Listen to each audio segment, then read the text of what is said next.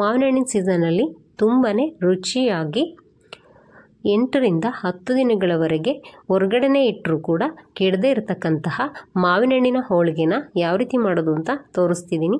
ಬನ್ನಿ ವಿಡಿಯೋ ನೋಡ್ಕೊಂಬರೋಣ. ಇದಕ್ಕೆ ನಾವು ಫಸ್ಟ್ಗೆ ಕಣಕನ ರೆಡಿ ಮಾಡ್ಕೊಳ್ಬೇಕು. ಅದಕ್ಕೆ ನಾನಿಲ್ಲಿ ಒಂದು ಮಿಕ್ಸಿಂಗ್ ಬೌಲ್ ಇಟ್ಕೊಂಡಿದ್ದೀನಿ. ಅದಕ್ಕೆ 2 ಕಪ್ಪಷ್ಟು ಮೈದಾ ಹಿಟ್ಟನ್ನು ಹಾಕ್ಕೊಳ್ತಾ ಇದ್ದೀನಿ. ನಂತರ ಸ್ವಲ್ಪ ಸ್ವೀಟ್ಗೆ ನಾವು ಉಪ್ಪನ್ನು ಹಾಕೋದ್ರಿಂದ ರುಚಿ ಎನ್ಹಾನ್ಸ್ ಆಗುತ್ತೆ. ಹಾಗಾಗಿ ಸ್ವಲ್ಪ ಚಿಟಿಕೆಯಷ್ಟು ಉಪ್ಪನ್ನು ಹಾಕ್ತಾಯಿದ್ದೀನಿ. ಹಾಗೆ ಚಿಟಿಕೆಯಷ್ಟು ಅರಿಶಿನ, ನಂತರ 2 ಸ್ಪೂನಷ್ಟು ಕೊಬ್ಬರಿ ಎಣ್ಣೆನ ಹಾಕ್ಕೊಳ್ತಿದ್ದೀನಿ. ಈಗ ಈ ಎಣ್ಣೆ ಜೊತೆ ಈ ಹಿಟ್ಟೆಲ್ಲ ಚೆನ್ನಾಗಿ ಮಿಕ್ಸ್ ಆಗೋವರೆಗೂ ನೀಟಾಗಿ ಈ ರೀತಿ ಮಿಕ್ಸ್ ಮಾಡ್ಕೊಳ್ಬೇಕು. ನಂತರ ಅದಕ್ಕೆ ಸ್ವಲ್ಪ ನೀರನ್ನು ಹಾಕ್ಕೊಂಡು ನಾವು ಹಿಟ್ಟನ್ನು ಸಾಫ್ಟಾಗಿ ಕಲಿಸ್ಕೊಳ್ಬೇಕು. ಈ ರೀತಿಯಾಗಿ ಸಾಫ್ಟಾಗಿ ಕಲಸಿದ ನಂತರ ಕೊನೆಯಲ್ಲಿ ಅದಕ್ಕೆ 1 ಸ್ಪೂನಷ್ಟು ಎಣ್ಣೆನ ಕೂಡ ಹಾಕ್ಕೊಂಡು ಈ ರೀತಿ ನಾದಿ ನಾನು 1 ಗಂಟೆ ಅದನ್ನು ರೆಸ್ಟ್ ಮಾಡಲಿಕ್ಕೆ ಬಿಡ್ತಾ ಇದ್ದೀನಿ. ನಂತರ ನಾನಿಲ್ಲಿ ಓರ್ಣಕ್ಕೆ ರೆಡಿ ಮಾಡ್ಕೊಳ್ತಿದ್ದೀನಿ.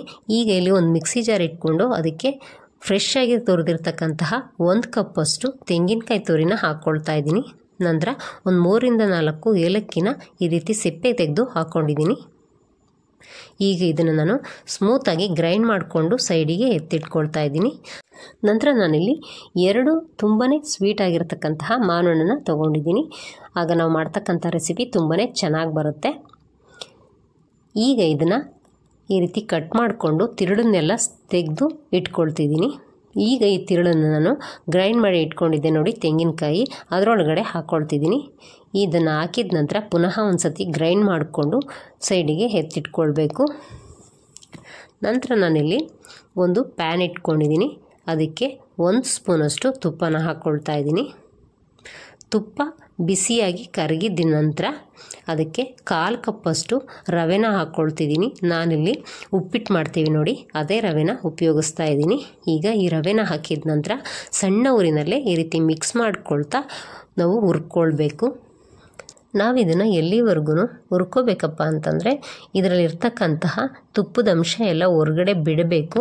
ಅಲ್ಲಿವರೆಗೂ ನಾವು ಈ ರೀತಿ ಮಿಕ್ಸ್ ಮಾಡ್ಕೊಳ್ತಾನೆ ಸಣ್ಣ ಊರಿನಲ್ಲೇ ಹುರ್ಕೊಳ್ಬೇಕು.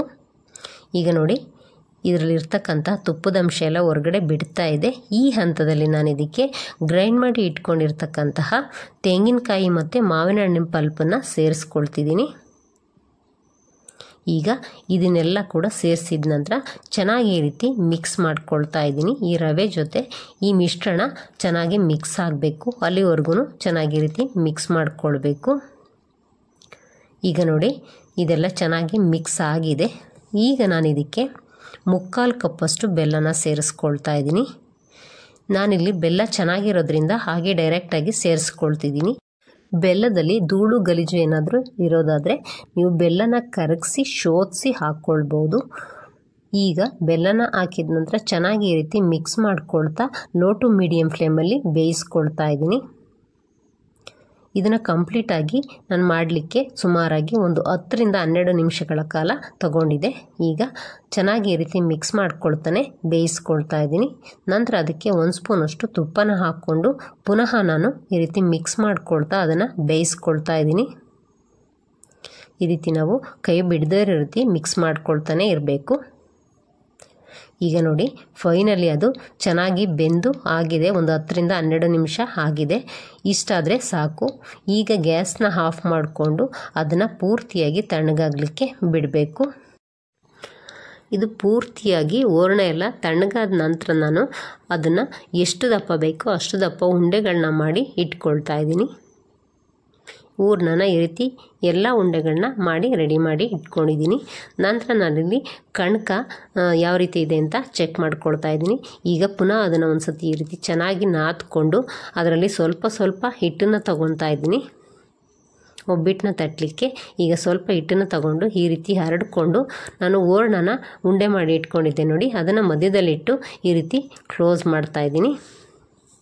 ಈ ರೀತಿ ಸೀಲ್ ಮಾಡಿದ ನಂತರ ಎಕ್ಸ್ಟ್ರಾ ಬಂದಿರತಕ್ಕಂಥ ಹಿಟ್ಟನ್ನು ನಾನು ಎತ್ತಿಟ್ಕೊಂಡು ಹೋಳಿಗೆನ ಒಂದು ಒಬ್ಬಟ್ಟು ಶೀಟ್ ಮೇಲೆ ಎಣ್ಣೆನ ಹಾಕ್ಕೊಂಡು ತಟ್ಕೊಳ್ತಾ ಇದ್ದೀನಿ. ಈ ರೀತಿ ನಾವು ಕೈಯಿಂದ ತಟ್ಕೊಳ್ಬೋದು. ನೀವೇನಾದರೂ ತಟ್ಟಲಿಕ್ಕೆ ಬರಲ್ಲ ಅನ್ನೋರು ಇದ್ರ ಮೇಲೆ ಒಂದು ಕವರ್ನ ಹಾಕಿಬಿಟ್ಟು ಪ್ಲಾಸ್ಟಿಕ್ ಶೀಟ್ನ ಹಾಕಿಬಿಟ್ಟು ಅದನ್ನು ಎಳಿಬೋದು. ಈ ರೀತಿ ನಾನು ಒಬ್ಬಿಟ್ಟನ್ನೆಲ್ಲ ತೊಟ್ಕೊಳ್ತಾ ಇದ್ದೀನಿ. ಈಗ ಈ ರೀತಿ ಚೆನ್ನಾಗಿ ತಟ್ಟಿದ ನಂತರ ನಾನು ಈ ಕಡೆ ಹೆಂಚನ್ನು ಕೂಡ ಬಿಸಿ ಮಾಡಲಿಕ್ಕೆ ಇಟ್ಟಿದ್ದೆ. ಹೆಂಚು ಕೂಡ ಚೆನ್ನಾಗಿ ಬಿಸಿಯಾಗಿದೆ. ಈಗ ಅದಕ್ಕೆ ಸ್ವಲ್ಪ ಎಣ್ಣೆನ ಹಾಕ್ಕೊಳ್ತಾ ಇದ್ದೀನಿ. ಈ ರೀತಿ ಎಣ್ಣೆನ ಹಾಕಿ ಚೆನ್ನಾಗಿ ನಾನು ಲೋ ಫ್ಲೇಮಲ್ಲೇ ಇಟ್ಕೊಂಡು ಈ ಒಬ್ಬಟ್ಟನ್ನು ಹಾಕ್ಕೊಳ್ತಾ ಇದ್ದೀನಿ ಹೆಂಚು ಮೇಲೆ. ಈ ರೀತಿಯಾಗಿ ನಾವು ಒಬ್ಬಟ್ಟನ್ನು ಹಾಕ್ಕೊಂಡು ಹೋಳಿಗೆ ಶೀಟನ್ನು ತೆಕ್ಕೊಳ್ಬೇಕು. ಈಗ ಅದನ್ನು ತೆಗೆದು ಸಣ್ಣ ಊರಿನಲ್ಲೇ ನಾನು ಅದನ್ನು ಚೆನ್ನಾಗಿ ಬೇಯಿಸ್ಕೊಳ್ತಾ ಇದ್ದೀನಿ ಎರಡೂ ಸೈಡಲ್ಲೂ.